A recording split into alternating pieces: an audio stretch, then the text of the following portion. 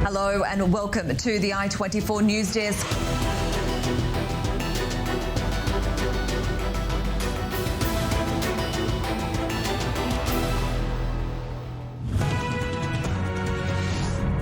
Hello and welcome. Breaking news edition today on I-24 News. I'm Chlala. We're live from our Tel Aviv studios now, bringing you all the latest developments from Israel, the Gaza Strip and inside the West Bank. Is it safe to say that today the residents of Ashdod are relieved, or are they telling you otherwise? As you say, there was a little bit of progress. Abdullah Buhabib, he did say that some progress was made, well, huge progress in his words, actually. There's something for everybody here, just like Ellie over to my right here, who we're just about to speak to. She is not vegan herself, but she's obviously come for the experience. We'll be covering it all for you here in the next 2 hours with our correspondents out in Jerusalem, in Rabat, Morocco, in Dubai, and in New York. Going right now, our correspondent Sarah Chlala was in Jerusalem. So today it seems like it's the get down to business day.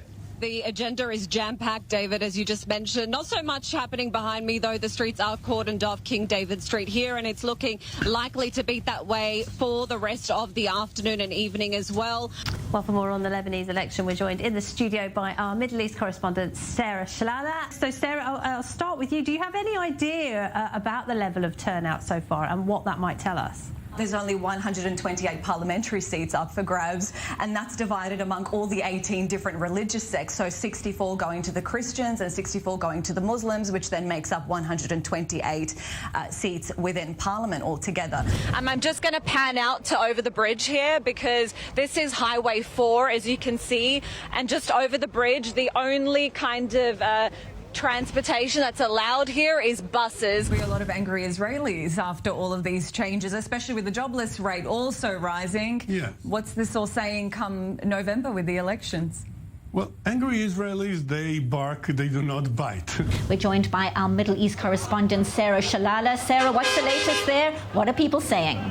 It's a very chaotic here, Benita, and it's also started pouring rain, so we had to move just under the shelter here, so it's a little bit crammed, but there's at least 500 to 800 protesters here, if not more. Something that a lot of people, the Israeli public, are wanting to find out as well. We will be breaking into this live press, as you mentioned, Owen, in just a couple of minutes. I think the main focus now, David, is tomorrow, Thursday, where there'll be a preliminary legal hearing in Moscow over this issue. So really sorry to cut you off there, Carrie. Sorry, I know we've only just started, but we've got to cross live to the opposition leader, Benjamin Netanyahu, now, who's speaking ahead of this dissolution of Israeli parliament. Take a listen.